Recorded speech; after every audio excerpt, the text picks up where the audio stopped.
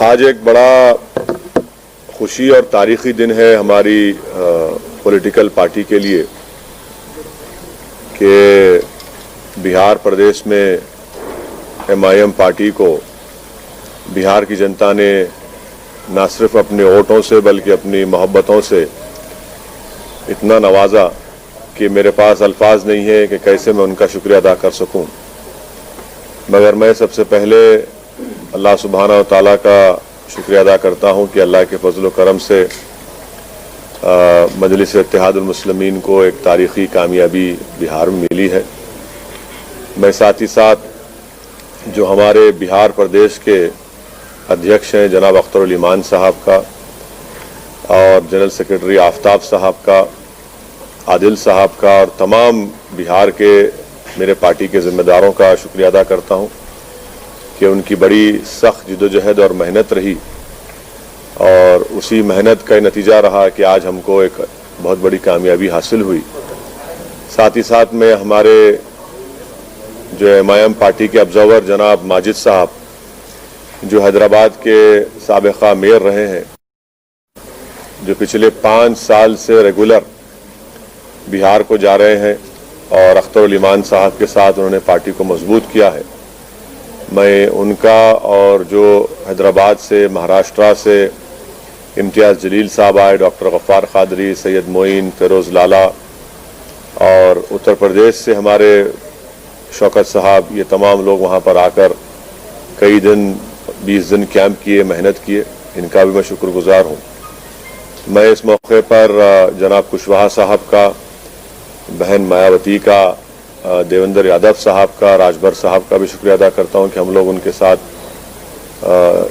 Grand democratic secular front बनाए, हमने साथ इलेक्शन लड़ा।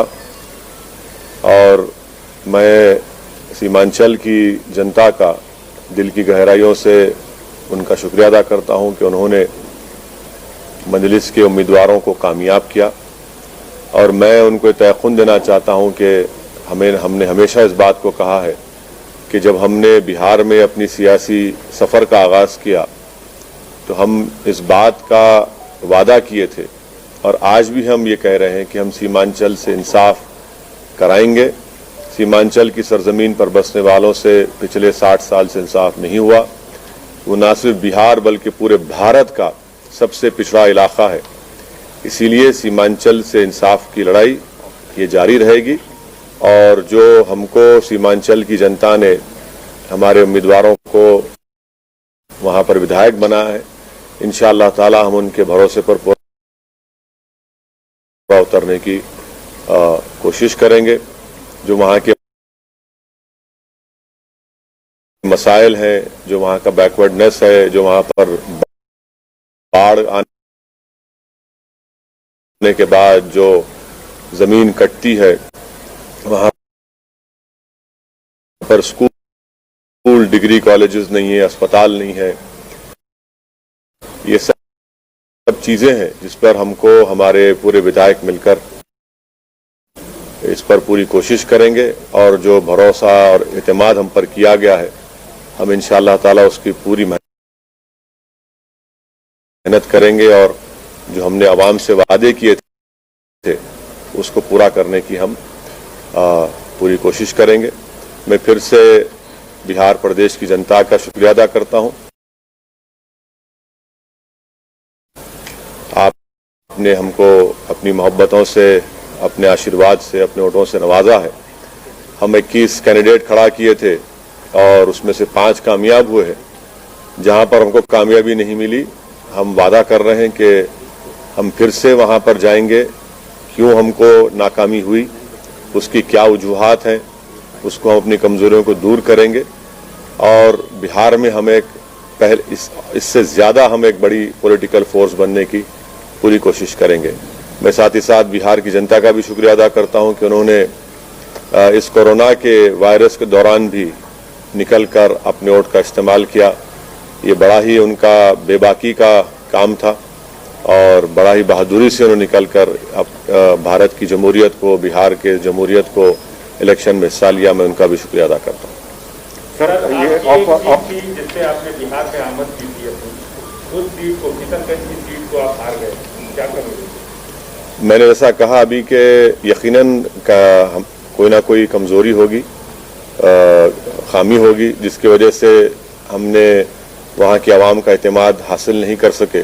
इस पर हम बैठकर बात करेंगे जनाब कमरुल्लाह साहब से और उन कमजोरियों को दूर करेंगे और इंशाअल्लाह ताला हम दोबारा उस सीट को उस पर कामयाबी हासिल करेंगे। सर, आप तकरीबन 15 दिन वहाँ पे कैंपेनिंग किए और 50 से भी ज़्यादा सभाएं किए, तो कैंपेनिंग के दौरान आपने क्या देखा और ये जो नतीजे आए हैं उसको कैसा आंकते हैं सर? मैं वहाँ पर 65 सभाएं मैंने की जनाब कुशवाहा साहब के पार्टी के कैंडिडेट्स के लिए, बहुजन समाज पार्टी के कैंडिडेट्स के लिए, और फिर उसके बाद हम अपने पार्टी के कैंडिडेट्स के लिए कैंपेनिंग में हिस्सा लिए। तो हमारा तो मकसद ये था कि हम कुशवाहा साहब को अपना चीफ मिनिस्टर कैंडिडेट बनाकर पेश किए थे। हम तो इस डेमोक्रेटिक सेकुलर फ्रंट के लिए हम मेहनत कर रहे थे। अब तक जो नतीजे आए वो हमारी क्या बोलना चाहिए, हमारी ख्वाहिश के बरक्स हैं, उसका अपोजिट है। अब जो नतीजा है जो भी है, अब तक जितना है, अभी काउंटिंग चल रही है, ये तो बिहार की जनता का फैसला है और जमहूरियत में अवाम का फैसला जो होता है वो नतीजा वही निकलता है। तो अब मैं कौन होता हूँ जब इतने बड़े बड़े सेफोलॉजिस्ट उनके प्रेडिक्शंस गलत निकले। तो असदुद्दीन ओवैसी तो ट्विंकल ट्विंकल लिटिल स्टार है, तो हम तो अपना जो काम करना था हम किए। अब देखिए फाइनल नतीजा जब आता है जब ही कुछ बताया जा सकता है। तो फाइनल नतीजा अगर जरूरत पड़ी तो क्या आरजेडी के साथ जाएंगे सर?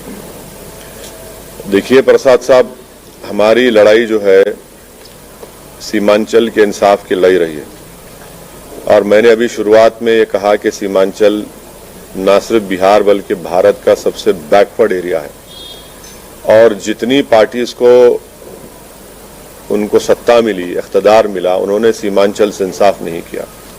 मिसाल के तौर पर जितने एजुकेशन इंस्टीट्यूट्स हैं वो या तो पटना, नालंदा या फिर दरभंगा के अतराफ में बनाए गए। एम्स लाया गया तो सीमांचल को उससे महरूम कर दिया गया। एक गवर्नमेंट का अस्पताल सीमांचल में नहीं है। हर साल बाढ़ की वजह से हजारों एकड़ जमीन कट जाती है, फसल बर्बाद हो जाती है और फसल का उनको मुआवजा जो 3 डिसमिल जमीन मिलना या उसका मुआवजा मिलना वो नहीं मिलता। सबसे ज्यादा पलायन वहां के नौजवान दिल्ली, हरियाणा, पंजाब जाकर वहां के खेतों में काम करते हैं। तो इसलिए हमारे लिए सीमांचल का डेवलपमेंट और मैंने आपको याद दिलाना चाहता हूं कि बहैसियते मेंबर ऑफ पार्लियामेंट मैंने एक प्राइवेट मेंबर्स बिल भी पार्लियामेंट में दिया था कि आर्टिकल 371 के तहत एक रीजनल डेवलपमेंट काउंसिल बनाया जाए, जिस तरह हैदराबाद कर्नाटक रीजन में बनाया गया था, क्योंकि जब तक वो बनता नहीं उस इलाके से इंसाफ नहीं होगा।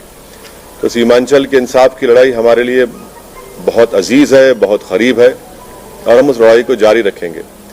आपके सवाल का जवाब उसी वक्त दिया जा सकता है जब पूरे रिजल्ट सामने आ जाएंगे, किस पार्टी के पास कितने एमएलएस जीते, उसके बाद हम फैसला लेने के मौक़िफ़ में रहेंगे। मगर मैं आपको इतना बताऊंगा कि हमारे जो 5 एमएलएस हैं और हमारे जो बिहार प्रदेश के अध्यक्ष जनाब अख्तर साहब, मैं उनसे भी बात करूंगा, उनसे भी हम लोग बात करके उनसे पूछेंगे, उनका मशवरा लेंगे और उसके बाद जब सामने पूरे नतीजे आएंगे वो देखकर फिर कुछ फैसला लिया जाएगा। अभी इस पर मैं कैसे बताऊंगा? अब देखिए इफ्स एंड बट्स में मत बात करिए, जब पूरा नतीजा सामने आ जाएगा। अभी भी काउंटिंग चल रही है, अभी 60-70 लाख वोट अभी काउंटिंग होना बाकी है। तो हर पार्टी के पास कितने एमएलएस हैं, कौन वो मैजिक नंबर 122 को पार करता है, वो देखना पड़ेगा। सीमांचल के डेवलपमेंट को लेकर अगर कोई धड़ा कॉमन मिनिमम प्रोग्राम के साथ सीमांचल के डेवलपमेंट को लेकर आपके सामने आता है तो क्या आप उसका समर्थन करेंगे? पहले तो रिजल्ट तो आने दीजिए ना। देखिए पहले तो रिजल्ट, पूरा फाइनल रिजल्ट आने दीजिए। साफ है सर, लेकिन नहीं, क्या साफ है बताइए? मेरे तो साफ नहीं दिख रहा। अभी तक तो कोई साफ ही नहीं है। अभी तक तो कोई ये कभी इधर कभी उधर, यकीनन क्लिफ हैंगर होगा, बट नतीजा तो आने दीजिए, फिर बात करते हैं। मैं आपसे क्या कह रहा हूं कि मैं हमारे बिहार के अध्यक्ष और एमएलए हम सब बैठेंगे, बात करेंगे, उसके बाद कोई फैसला करेंगे कितना हमको नहीं बोला गया, क्या क्या नहीं बोला गया। कि अगर पूरे 5 साल में अगर किसी